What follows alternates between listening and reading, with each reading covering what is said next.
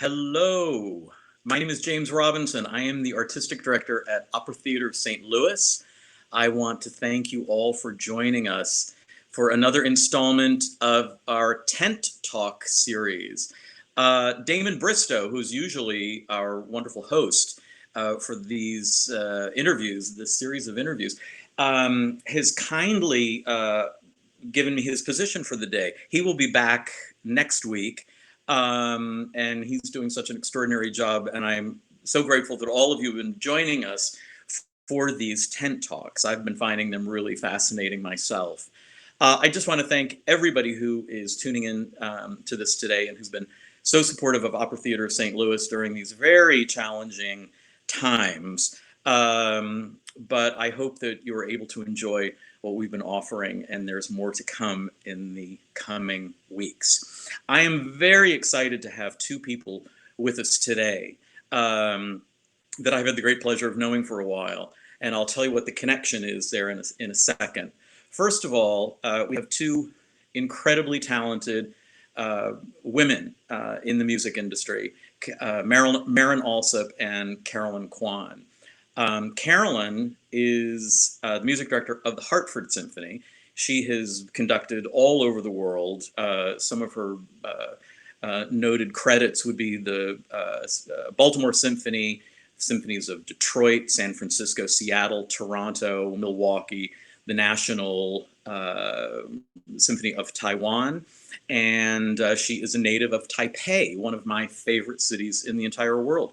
She has done work in opera as well. She's conducted for the New York City Opera, Glimmerglass Opera, the Washington National Opera, the Santa Fe Opera, where she and I worked together for the first time, and yes, Opera Theater of St. Louis, where a couple of years ago she did the extraordinary production of Philip Glass's The Trial. She's a big supporter of new music and has worked at the Cabrillo Festival. She was the first woman to win the Herbert von Karajan Conducting Fellowship. We're extremely happy to have Carolyn with us, and she's a dear friend and a great conductor. And Marin Alsop, who needs no introduction, but it gives me a great pleasure to introduce Marin. Marin is the music director of the Baltimore Symphony. She is also the music director of the Vienna Radio Symphony Orchestra and has been music director of the Sao Paulo Symphony in Brazil.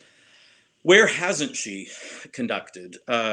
She was the conductor and curator for the Ravinia Festival. She's conducted London Symphony, the Bournemouth Symphony, Concertgebouw, Cleveland, Chicago, LA, you name it, she's done it. She also heads up the graduate studies in conducting at the Peabody Conservatory. When she was young, she was the first woman to win, I should say younger, sorry, Marin. She was the first woman to win the Kusavitsky Prize. And she's also a recipient of the MacArthur Grant. And she was music director, maybe still is music director, of the Cabrillo Festival, where, as I mentioned, she is a big supporter of new music. And her Opera Theater of St. Louis connection is actually in 2004. We did a landmark production of John Adams' Nixon in China, and Marin conducted an absolutely stunning performance of that, all the performances actually. And we then went on and did it in another city, I think it was Denver, where she had been the music director of the Colorado Symphony, and it is recorded. Marin is one of the greats, just one of the great people, one of the great musicians, the great spokespeople for music and education and all good things. So please let me welcome Marin Alsop and Carolyn Kuan. Hi, Jim. Great to be here. Thank you so much for being with us. If I could have gone on and on, but that would have only left with all of your credits and your distinguished accolades, but that would have meant less time for chatting. So thank you. So for starters, I know we've all been doing Zoom calls and adapting to the new realities and the stressful situation we all find ourselves in. But let me just quickly ask you, where are you and what are you doing these days? You start, Carolyn. I was going to say you go first. You go. Well, where am I? I'm at home in Connecticut and still working on, I was just telling Jim actually that we actually at the Hartford Symphony, we had a virtual gala, and we're making various video content, connect with our audience. So actually it feels like busier than ever. But your cat sounds happy that you're home. Yeah, I'm wondering. Your cat sounds very happy. She wants to come in. It's all right. And Jim, well, I think we can only host three people on this platform. But anyway. And Jim, I'm also at home. I'm in Baltimore, and this is certainly the longest period I've ever been home in my entire career. So I think even my family is starting to get anxious that I'll never leave again. So hopefully, but I think it's been I'm so sorry for all the people that have had to suffer during this time. Of course, our hearts go out to them. But I think it's been great to stop, and for everybody, and really rethink, and almost like a big reset. Let's reboot things. And I'm trying to think about art in a new way, and what we do in a new way, and certainly my relationship with the planet in a new way. So I think it's an important moment for all of us, and so much will be, I think, decided on the decisions we make going back. Do we just want to go back to the way it was, or do we really want to move into a future now? So I think art will play a big role in that decision, and we have a huge responsibility as leaders in our fields. Well, when you and I were speaking, I guess it was about maybe 4 or 5 weeks ago, maybe longer. I don't know about you, but I'm having a very hard time keeping track of time, or a hard time. Yeah, well, I don't even know what day it is anymore. So let's not forget about the year. Okay, we won't even do that. But let's say a month ago, you and I were chatting, and it was a very interesting conversation, because it's not an uncommon conversation I've had with other people, and that is like, so. Is it we're pausing, we're thinking about how we move forward, what our role as leaders in arts organizations, as artists, what does that mean? And maybe it is a good time to have this, albeit with this enormous global tragedy going on, but that we are having a time to reflect and to think about things.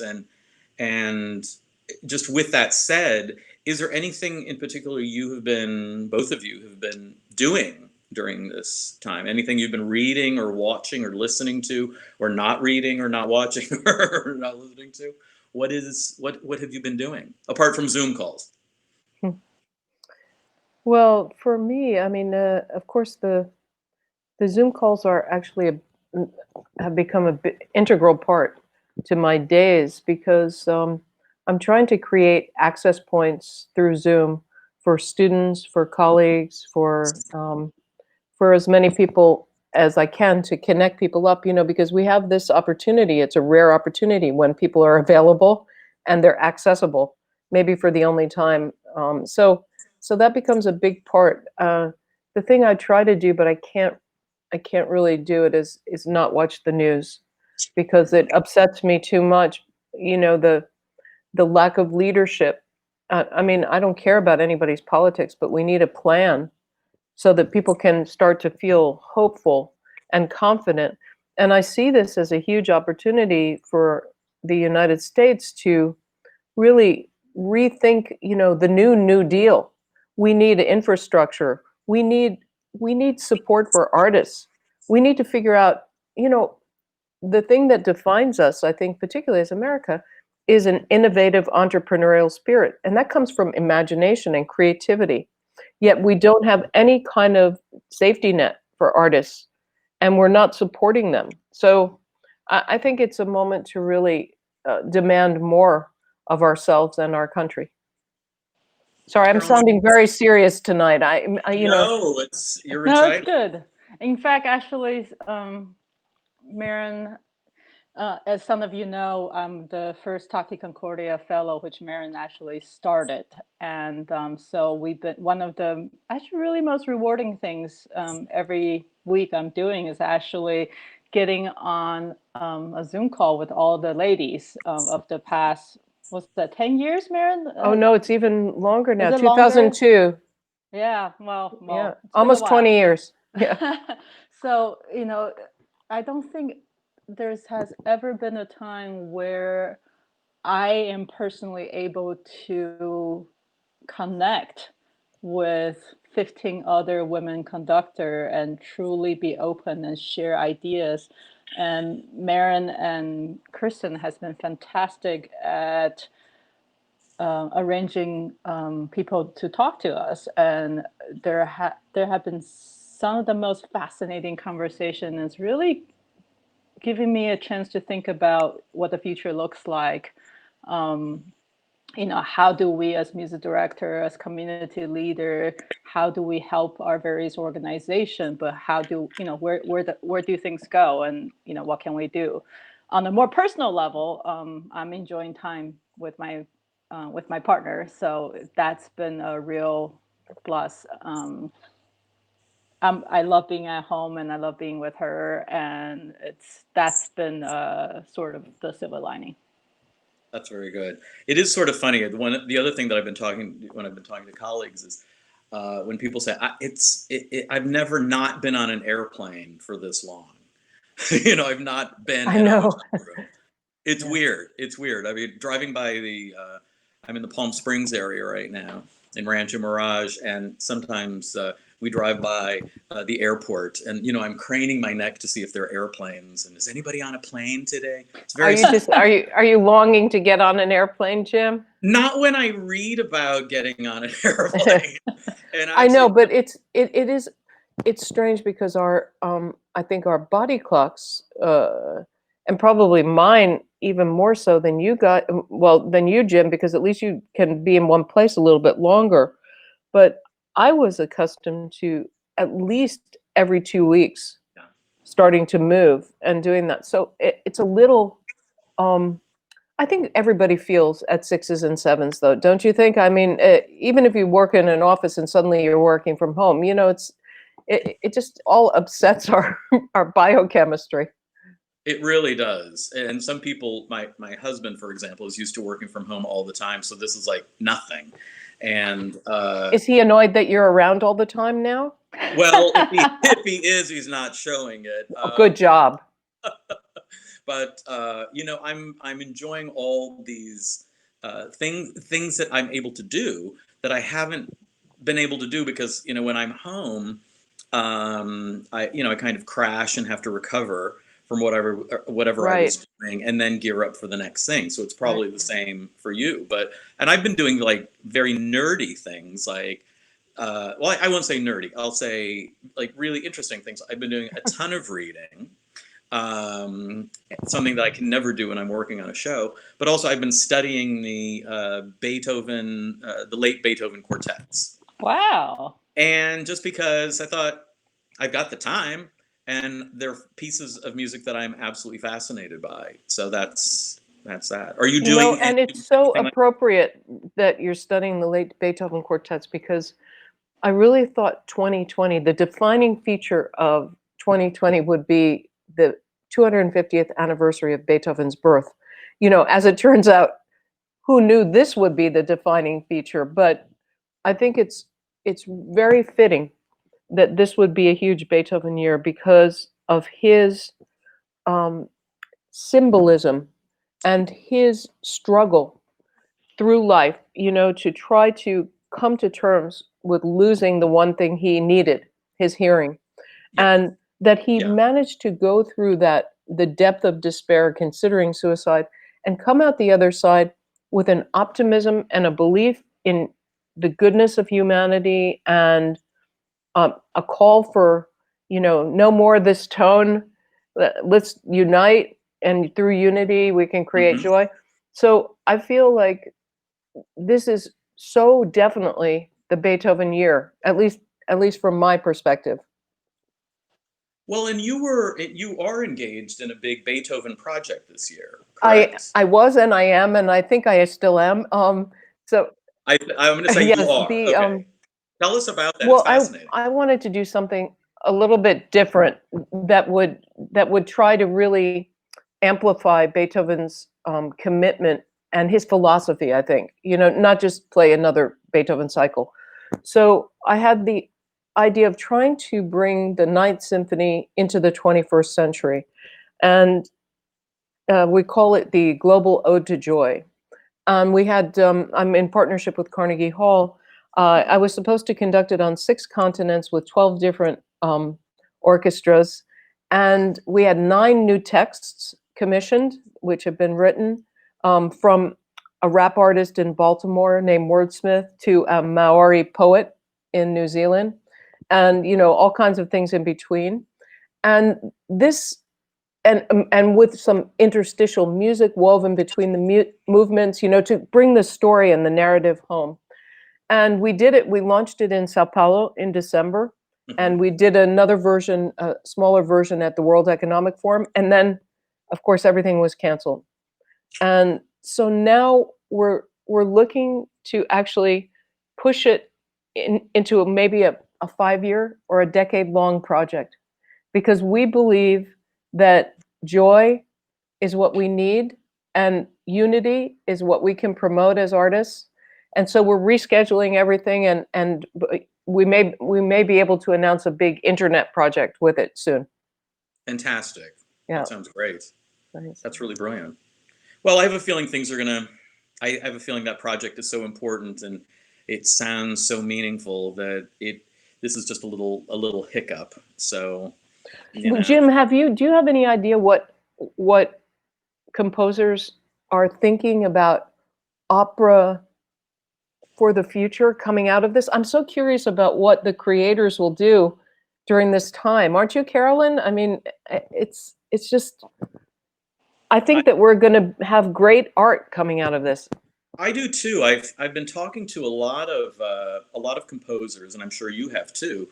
I mean, one of my questions I was going to ask you about was, new music, because you both are such advocates of new music, and there are so many people who want to write operas these days. I mean, it's like everybody wants to write an opera, and sometimes I think that's a good thing. Sometimes I think that's a bad thing. Not a bad thing. It's just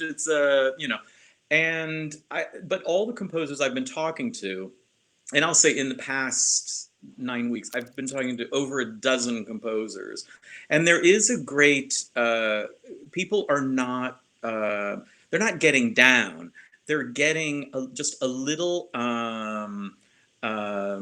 anxious to respond and to find a forum, a platform to have works done. And at first I thought, oh God, everybody's going to be writing a pandemic opera. And that hasn't actually been the case. The subjects that have been coming up are for things. It's really kind of extraordinary. So I'm excited about that.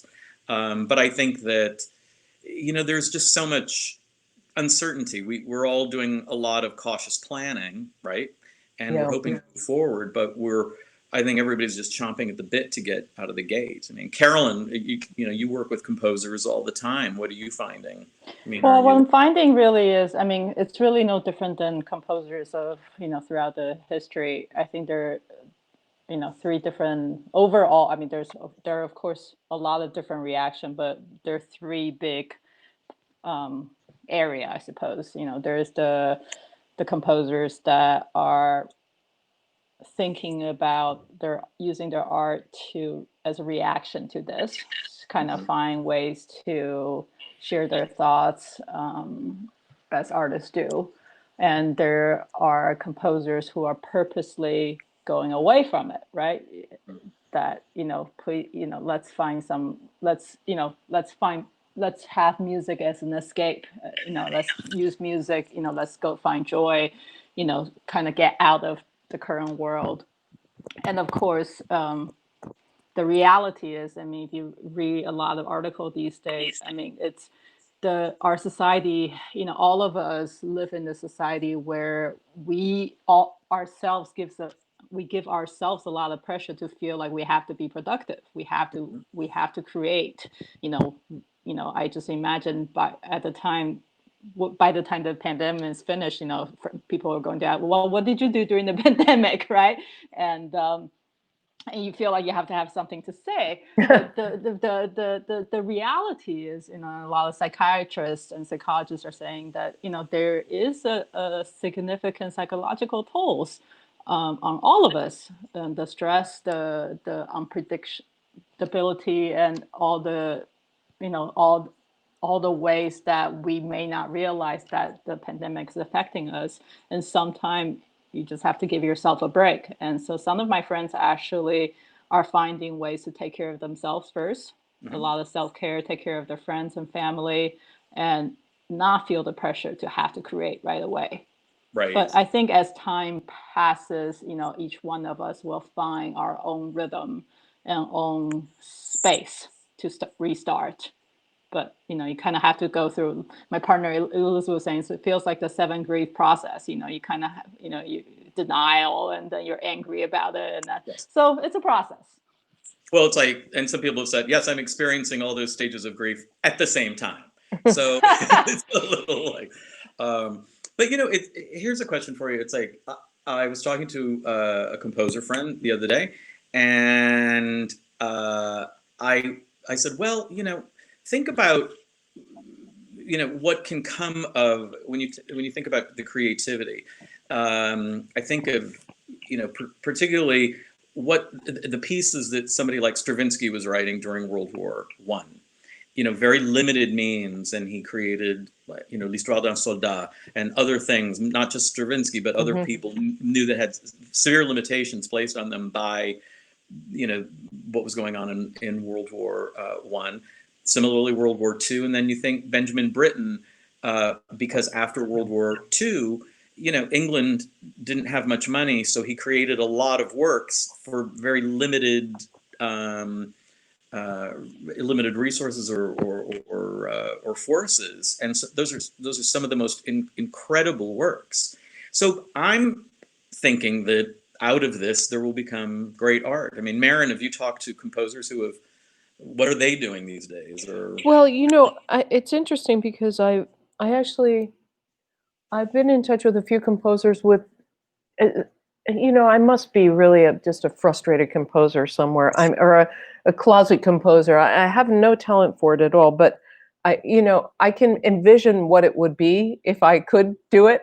Yeah. And so then I have to try to talk all my composing friends into writing the piece that I would like to be writing, but I have no talent for. So I've been in touch with a few composers with some suggestions, and I'm particularly keen on this new frontier of the marriage of digital media with the live experience and how that's going to play a role in what we do moving forward.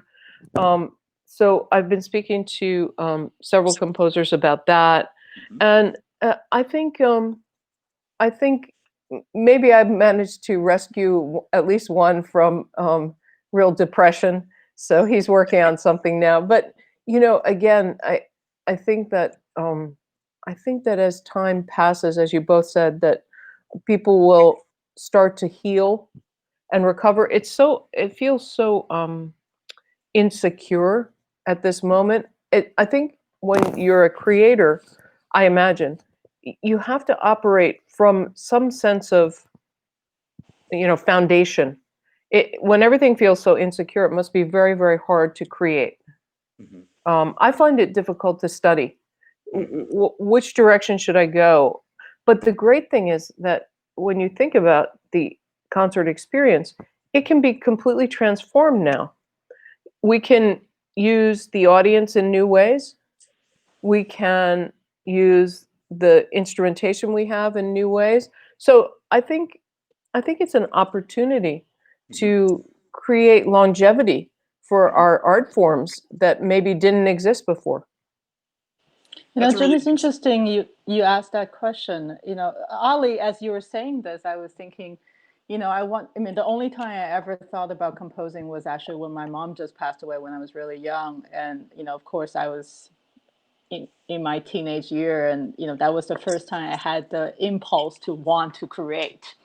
But oddly, as a music director, I'm actually thinking less about what I want to share with the audience, but I'm asking more of the questions: what do audiences need? Mm-hmm. What does our society need? What do people need? So oddly, it's interesting that those two things are, not.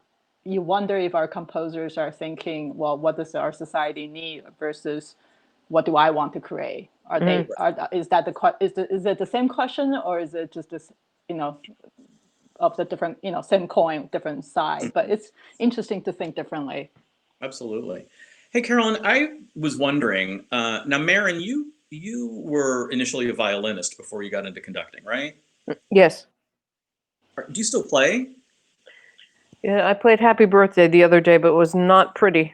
I was going to say only. I thought you were going to say only in the shower, but actually, Terrence Blanchard he picked up his trumpet for the first time in 10 weeks to play Happy Birthday for Sally Levy yesterday. I thought that was great. That's fantastic. Well, 10 weeks is a little bit different from 10 years. Yes, it is. Oh, there you go. Okay, that's it. But Carolyn, what was your instrument? Did you have an instrument? Yeah, so my very first instrument was the piano. And of course, my brother got a piano for his 10th birthday. And being the little younger sister, right away I convinced my parents I was going to be the next great pianist. And of course, I should get to play on my brother's new piano. But as some of the St. Louis audience knows, actually, I was a serious. I actually, the first thing I aspired to. I mean, I always loved the piano, but I actually aspired to be a ballet dancer for a while. But then my father said my daughter will not be an artist, and but then I thought I studied seriously. Actually, I wanted to be a singer. Wow, so I studied voice seriously for many, many, many years. And what killed it was, despite my best effort, I could not roll my R's. Just can't do it. Just can't do it. All the exercise, all the tricks, went through a gazillion voice teacher, just can't do the rolling R. And if you can't roll your R, you can't really be a singer. But luckily it turned out well. My love for singing got transferred to working in opera. Oh yeah, totally. I was also going to say that what's interesting is that whenever I see Carolyn, you conduct, the physicality is so beautiful. It is almost balletic. And actually, Marin, you probably don't remember this, but you never say that about me, Jim.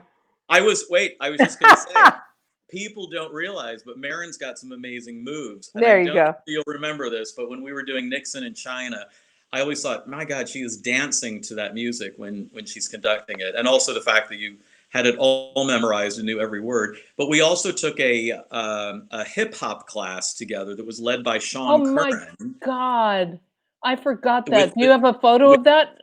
I hope not. Yeah, me too. But I should. Yeah, you guys finish. I was deliberating whether I should just sign off right now before you brought up that photo. We will not flash that up. Trust me.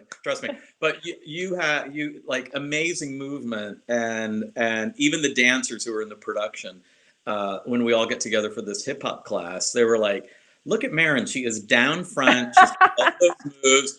And they came to me and they said, it's probably good that you're in the back because you just can't. I mean, Marin has some really good moves. I mean, you see her conduct. The music just comes out of her body. But I should say, the production you guys are talking about, Nixon in China, I remember it so well. Those big camera. It's actually, I had just met Marin actually.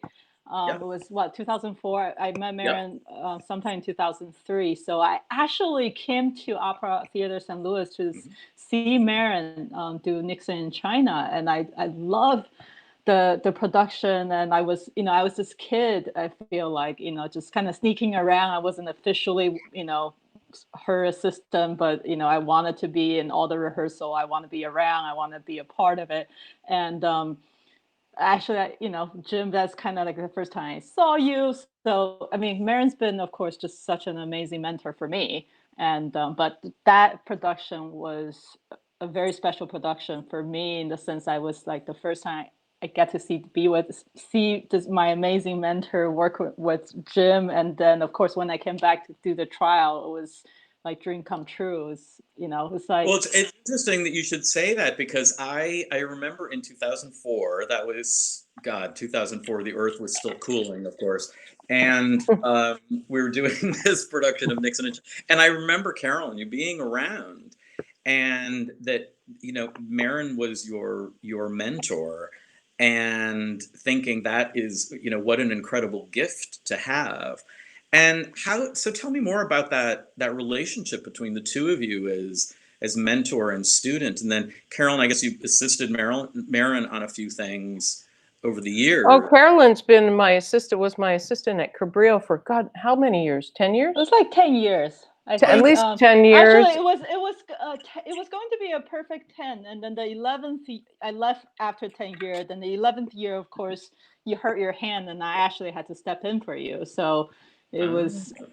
But yeah, Carolyn I simply wouldn't be here without Marin. Well, Carolyn stepped in for me. That I broke my wrist, and she went to Sao Paulo. It was really sort of remember I was in Sao Paulo at the time. Well, wait, no, I was somewhere else. I can't remember. No, right, no, I was not. Right, I went to Sao Paulo after because. But Jim, I think the most rewarding thing is to be able to really convert that teacher, student, mentor, mentee relationship into colleagues, and we're really colleagues now. And see, yeah. I think also I see Carolyn mentoring next generations of conductors, and she's devoted to giving underrepresented people opportunities with her orchestra. She often hosts one of the Taki Fellows, and always looking for talented people who wouldn't normally have those. So I'm very proud of her. Plus, she's a terrific conductor, and she's done such a great job in Hartford. Every person I meet from Hartford loves Carolyn. So, bravo. She's extraordinary. Well, speaking of the whole mentor thing, you probably get this question a lot there, Marin, but it's, Leonard Bernstein was an early mentor of yours, and a real hero. Talk about that. That must have been extraordinary. Yeah, no, he was my big inspiration. I saw him conduct when I was 9, and then he became my idol. And my dad and mom were both professional musicians, so they could actually have introduced me to him, but I was too terrified to meet him. I didn't want to meet him. And but eventually I was accepted to the Schleswig-Holstein Festival. I don't know if you've ever been there, and that's where I first worked with him. And then I went to Tanglewood and became very, very close with him. So it was a dream come true. He was bigger than life, but he was more generous and more profound than I had ever imagined. What's interesting is we know of Leonard Bernstein as great conductor, obviously, but he was an extraordinary communicator. And I even remember growing up and watching him on television, and those TV shows were so instrumental in my early upbringing. And just have somebody. He was so incredibly handsome. He would just speak, smoke 40 cigarettes in 45 minutes or whatever, and talk so profoundly about music. And Marin, it strikes me that when I first started watching you conduct, hearing you conduct, all of that, it was in Denver when you were at the Colorado Symphony, and then other places. And you really are one of the few people I know who will just spontaneously start communicating with an audience, and you've devoted so much time to mentoring. You have the program at Peabody for conductors. I mean, it feels like it's part of your DNA. But was that something that you saw? Oh, I think that some of us are we're born a little bit predisposed to want to play that role in society, and then I do think that watching Bernstein eh, live his life as he believed, I think the things I admired so much, I mean, the communication was fantastic, and his desire to demystify classical music, but it was really just a desire to share. He was a sharer. He would not have done well with this, social distancing. It would have been a disaster. Um, but I think it's also watching him stand up for the things he believed in, whether I agreed with them or not. It's the idea that someone has the courage, and that's what we're lacking, I believe, today in this world. I wish I would see more people with the courage to stand up for what they know is right. And where are all those people right now when we need them? Because we really need them. And Bernstein would have been front and center on this. Well, that's a very interesting thing that you bring up, because I think so often, we look at people like Bernstein. I'm thinking somebody else who was such an incredible advocate for the arts, and that was Artis Kranick, who was the famous general director of the Chicago Lyric Opera for a long time. But people, I remember, Isaac Stern, Beverly Sills, people who were like front and center and were real advocates, not just for music and what they did, but kind of for the world. And do you find that as musicians in our field, symphonic world, opera, whatever it happens to be, do you find that we're just not taken seriously, or are we just jetting around so much that we don't have time to do it, or we don't think about it, or we're waiting for other people to do it? I grapple with this myself a great deal. I think that the jet set life and the kind of globe trotting, running from one thing to the next, I think that this definitely detracts from one's ability to embed and commit to a community. Because we're not there that often, right, Carolyn? How many weeks do you do with your orchestra? And the expectation is that when we're not doing those weeks, we're going to be running around the globe doing something else. I think, Marin, you brought up a good point. Is the expectation, right? Yeah. I think is the industry, expect music conductors and music directors to, that if you're at Marin's level, that you're expected to be conducting as all the different continents, and you are expected to be here 2 weeks, then there 2 weeks. It's not necessarily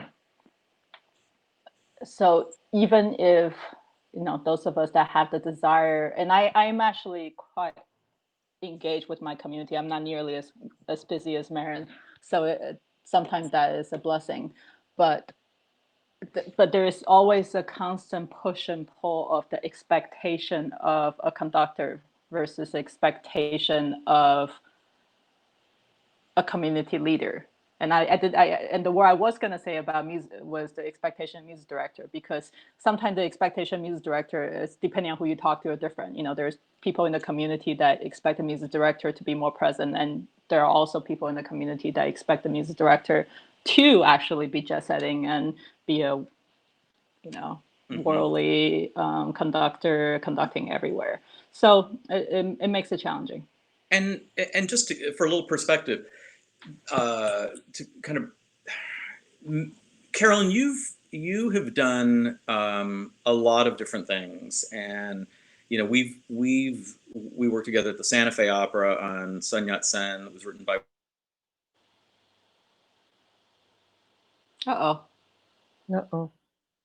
Did we lose Jim? Oh, there you are. Here I am. Jim, go back and say the last thing you said. Oh, okay, sorry. 30 seconds. I was just going to say one thing that is that I was thinking about was, Carolyn, you've done a lot of things, and we worked together on Sun Yat-sen in Santa Fe, Wang Ro's opera. Marin, you're kind of an infrequent guest in opera houses. Is that? I wish you would do more, frankly, but is this by choice, or just because when symphony orchestras have you there, you're usually coming in for, as you said, 2 weeks, and then you're out of town? Opera opera productions have to set down in a city for a while, and it's just a huger time commitment. Is there anything? Yeah, I don't think there's much more to it than that scheduling and although maybe I was awfully spoiled by having you as my director early on because I have to say that sometimes the process for me has been a bit maybe frustrating is not the right word, but when I've had to work with people who have good vision but not enough musicianship, then I feel that the music can be sublimated. Yeah.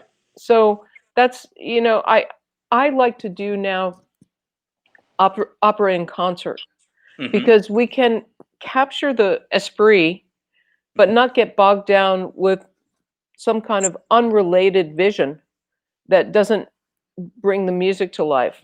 So, I guess for me it's a balance. I think probably the main reason though is the scheduling for me. Right, right.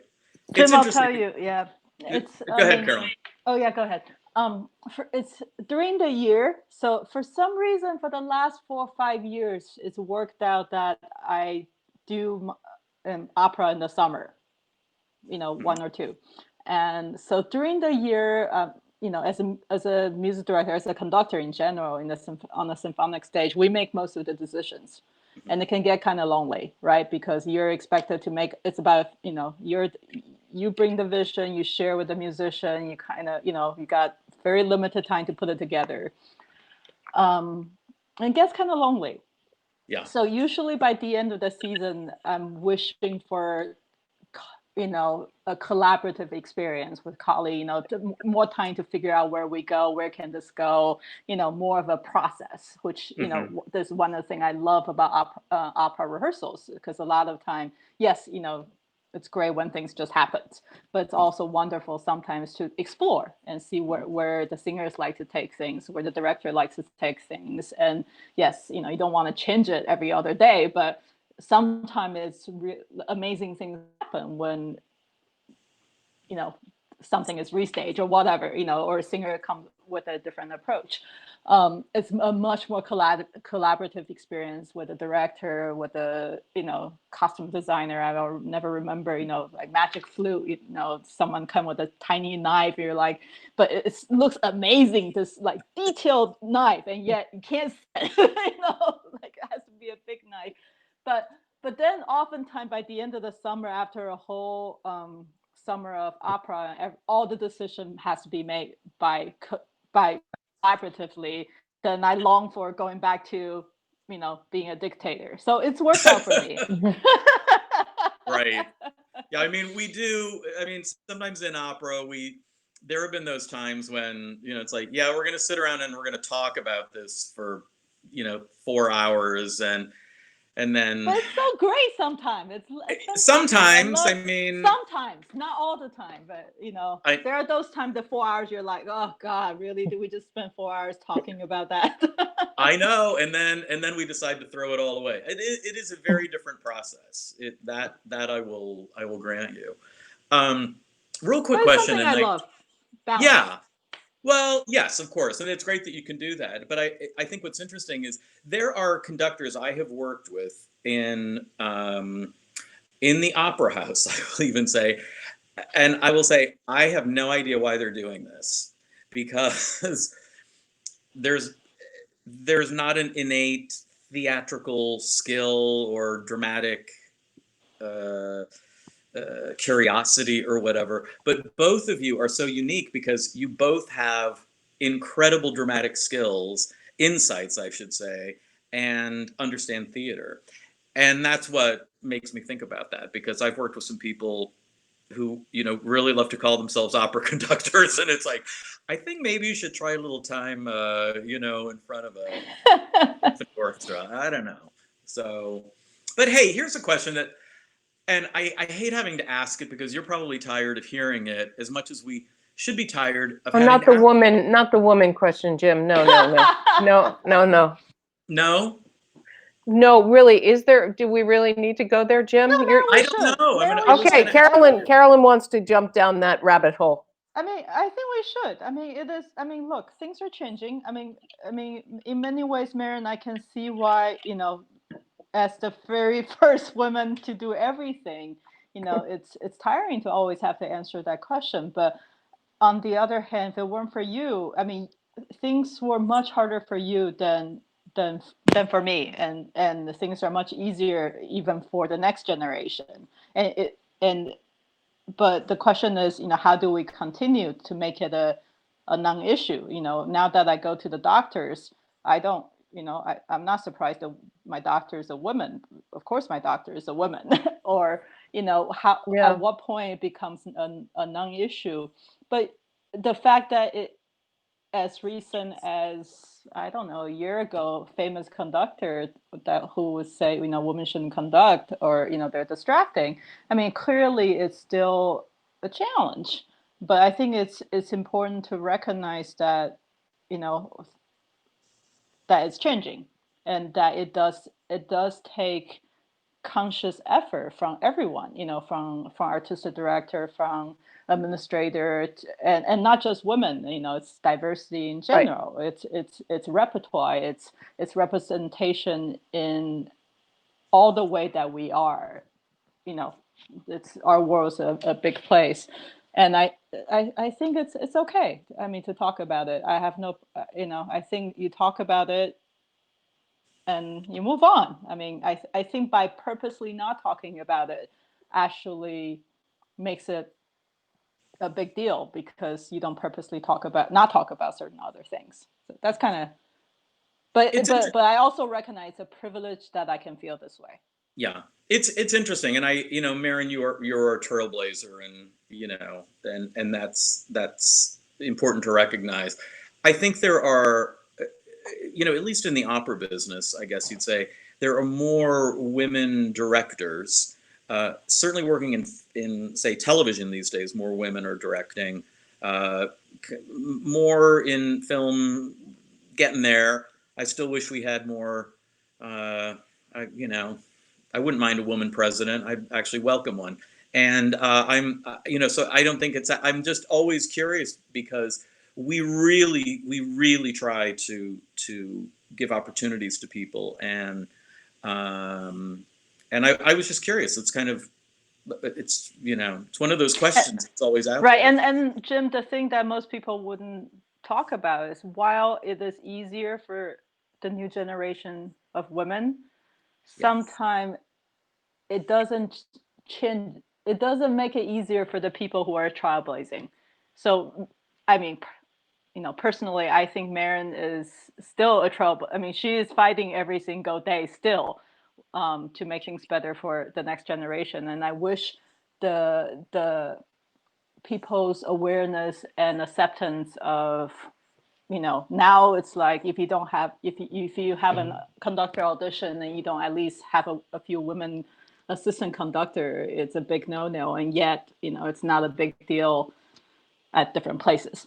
So I don't know. And I think this is true of corporation as well, right? Like, people want representation at a certain level, but the CEO still are, But if there are CEO women, they're still I struggling. have to say that you know, there's for 30, well, almost 40 years, maybe let's say 30 years, I couldn't figure out why there weren't more women. That's why I started the Taki Fellowship, to try to create more opportunities. And I always was met with the line, well, there just aren't any out there. And I said, well, that's not true. And then organizations have been sort of forced into this position by the Me Too movement to change. And I think there's part of me that's suspicious, and there's part of me that might be even a little incredulous that, well, how can all of these women, talented women, just have emerged from the ether So, I mean, they've been here. There have been talented women 10 years ago, 20 years ago that didn't get any opportunities. So, I feel a friend of mine the other day said about diversity, it's not a project. Diversity has to be, A state of being, yeah. yeah, it has to be integral to your Yeah. mission. It can't be a project that you superimpose on what you're doing. It has to be part of the foundation of what you're doing. And And I so think often, it seems that is, I think things are changing a bit. I do But too. yeah, because I do think that there was like, for the longest time, and all arts organizations were going through this. It was this, oh, well, what's our diversity project Right. It this shouldn't be a year? box you check, right? No, it needs to be part of the DNA, the fabric of the company. And that's one thing that I've been really feeling very strongly about. Say opera theater, we've been really trying to make it. It's just who we are. It's what we do. It's not ticking a box. And I think that I see much more evidence of that in the world. And as you said, Marin, people didn't just pop out of the ether. They've always been there. But maybe it's just that there were not platforms willing to support them. Yeah, Well, I and mean, people take platforms. people like you, Jim, actually, to Yeah, have that kind of mindset. You want to hire the best people out there, and but they happen to be women, great. But also that you reckon for you. I mean, you have to such an open mind to appreciate artists that it's part of who you are. I hope that we've reached. I hope that we've reached far exceeded the tipping point where things can't go backward. Yeah. But I really want to see more access for underserved people, on the podiums and in the orchestras. I long for the day when our orchestras reflect the diversity of our communities. But that requires that we all play a role in education and reaching out. I know you guys do a lot of education work, and that's something I'm passionate about, because if we don't do that, there won't be that future. You're right, and I think it's getting to a point where it's like you want your audience to be reflective of what's on stage, but it should be reflective of the community, and that doesn't always happen. We just have to do better, right? Yeah. To really bring people in. So, but I admire the work that you were doing you're probably still doing it with the Boston Symphony, Baltimore Symphony. Sorry. Yeah, And I'm still deeply engaged in the Orchids program here. But everywhere I go, I try to do something like that. In Vienna, I have an initiative with an organization called Super R. So, mhm. oh, there I am in Vienna. Well done. My Um, goodness, look at there we go. So, trying to open the doors as wide as possible, and share the love. And I think that's something you guys are doing too. Let's try to create access and a sense of community, which we so desperately need right now, huh? that's for sure. But And Jim, I actually feel in the opera world there is an advantage slightly over symphony world, because opera ultimately, it's telling story, right? And because it's story, we can tell relevant story to mhm, each at a level that sometimes is much more difficult for mhm, symphonic music. mhm. Interesting. Well, to And that the point, fact that opera is more, in some ways, the majority of, well, I don't know. I mean, audience still, for the most part, on the symphonic world want to hear Beethoven, Brahms, you know. yeah. But I think this is an exciting time for opera, because people are curious about the new story. People are curious about new opera, and people are curious about the presentation, the possibility. And I just think it's a very exciting time for opera. And certainly at, your vision for Opera Theater St. Louis, it's always been, you know, figuring out how to connect with the audience, how to tell stories that are engaging. So I think for me, it's an exciting time for opera. No, it's good to know. I'm gonna turn this around to some questions. I'd like to ask people to text in, write in their questions, because one just came hot off the wire here. It's sort of on this subject. I'm going to read it because I can't paraphrase this. This is a question from Susan Young in San Francisco. In San Francisco, we have had what seems to be an expansion of opera, pocket opera, community opera, Philharmonie of French stagings, Rameau opera, small scale things, and of course the San Jose Opera and the San Francisco Opera. Now the San Francisco Symphony is semi-staging several operas, and they are fabulous, but different, more focused on music, less on storytelling perhaps. Are these additives what we're seeing, a transition away from big opera houses? And I will just add my own question. Is this something that symphonies, that orchestras find the need to do as people seem to be, they need to be aurally engaged, but also visually engaged? Mary, you want to go first? You take that, Carolyn. Well, yes and no. So, I mean, Jim, I'm of the camp that I think there will always be a place for music in its pure form, just music. But we also live in a world of, a lot of visual stimulation. All of us, how often are we on our phone? How often are we on our computer? We have shorter attention span, and people's desire to have visual stimulation with music I think is exciting, because there are a lot of different possibility when it comes to different form of art, whether it's with music. So so in Hartford we've done live painting with music. We've done puppies, maybe not puppies, puppets. Oh, okay. Puppies would be good. Puppies we would be really have done a nice. concert with puppies as well, and we've done. Have you really?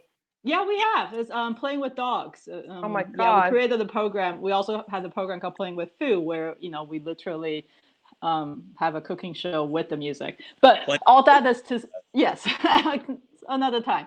But all that is to say, so yes, including opera or stage productions on the symphonic stage makes sense. It feels a need, but for me, it's really about what do our audience want. I think I keep coming back to this. I always remind my staff that let's not be that organization that does come look at us, come look at this great thing, come admire how great we are. But really figure out what the audience want. I mean, if the audience wants certain things, listen to them. I mean, the challenge is we don't quite have the resource like big organization who can do market research and all that. But it comes from, I think, it comes from figuring out what people want, and people actually want a lot of different things. Yeah, I think that maybe in the arts right now, we're not as siloed as we used to be. It's like, you know what I mean? It's like opera companies are trying to figure out how to be more tech savvy, to connect, in electronic forms, whatever medium. And it seems like symphonies are trying to do, and have been for a while, doing things that are much more visual, or semi-stagings of things, or doing things like that. And it seems like a good result of so much of that is that we're blurring the lines, and we think, we're all in it together, it's a good thing, as opposed to having turf wars. Yeah. No, I do think you're right, Jim, and it's good that we're all at a place where we can collaborate in a deeper and more fulfilling way. It's about seizing the opportunity, and maybe because when I was coming through, I had so few opportunities. I'm all about maximizing every opportunity, and this is a good one, I think. And also, I think that, I mean, wouldn't that be amazing for your audience to see an opera actually at Opera Theater St. Louis, and then see that same production, same singer, same conductor, same musician do the same production on the St. Louis symphony stage, but obviously with changes, and see what kind of experience. I mean, it would be two completely different experiences, and yet both incredibly rewarding. Yeah, or see, yes, that's a good point. And it's all rehearsed already, might as well, right? Yeah. See Yeah. something that's in the theater, but then can also be captured for, to stream or to view it in a different way. That might be, I don't know. I think that those are the types of things that I think people have been thinking a lot about lately. Yeah. Because there is this whole thing of like moving forward. So get out your crystal balls for a second. But what do you see like moving forward and how what would be a positive outcome of this time that we're in, and what do we have to look forward to? We won't hold you to it if you're wrong. We won't capture this. And Carolyn, you want to go? Yeah, because I think you should have the last word. I mean, Marin and I talk a lot about this. I think it's what we want to make of it. I think this is an opportunity to see, the things that we want. I think Marin and I was talking, and she said something that I don't think I'll ever forget. It's like the last thing we want is to go back to the things the way that things used to be, because this is an opportunity to move forward and to figure out, how to actually connect with a whole another, to connect with our existing audience, but to connect with them more deeply and differently, and to connect different audience. So it's really, I think, Jim, the question is, I think we have to look forward. What I'm looking forward to is possibilities and something that I've always thought could be.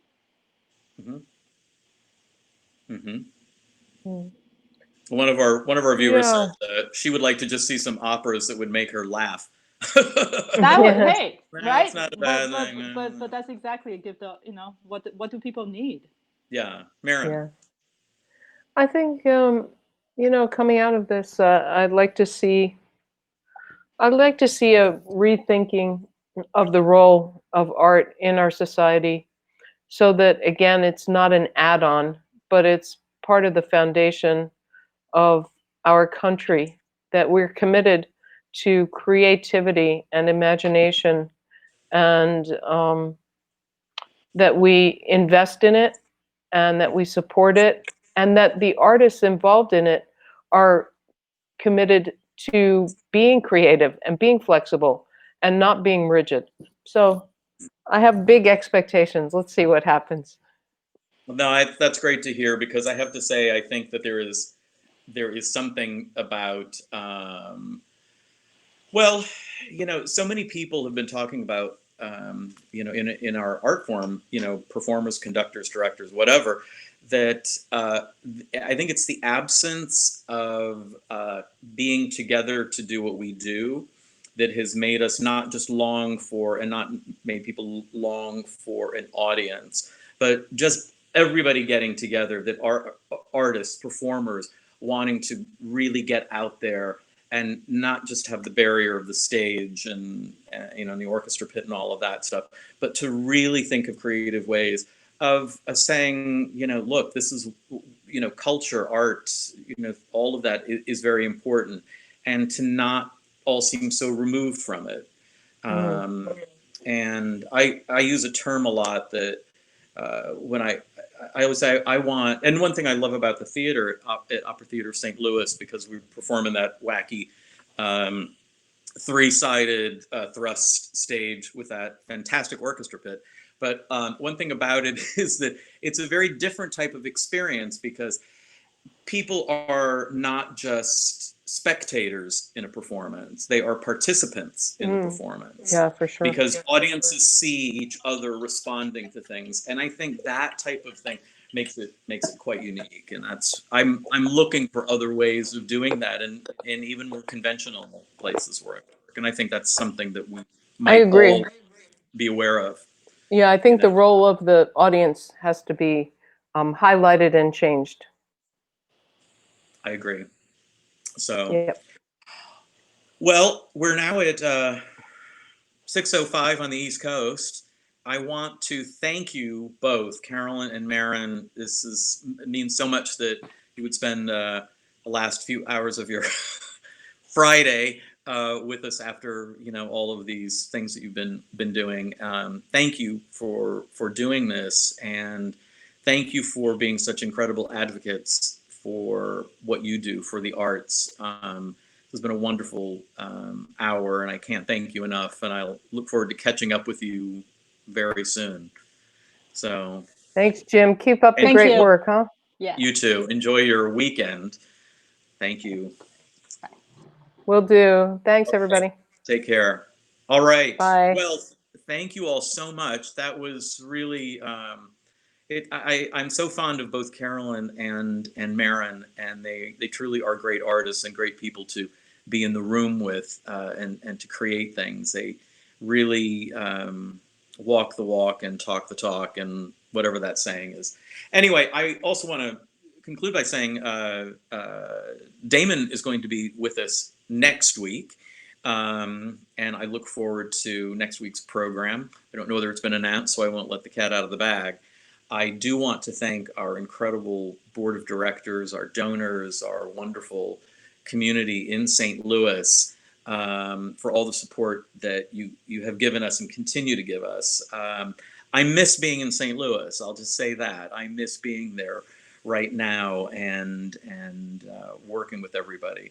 But I am an optimistic person, and I know that we will all be together under the real tent very soon, and not just the virtual tent. So thank you all so much. Have a great weekend. Check out everything that we're doing on our website. You'll see all sorts of events going on, and we've got some really, really cool things happening. So anyway, but thank you so much. I appreciate it. Have a great weekend.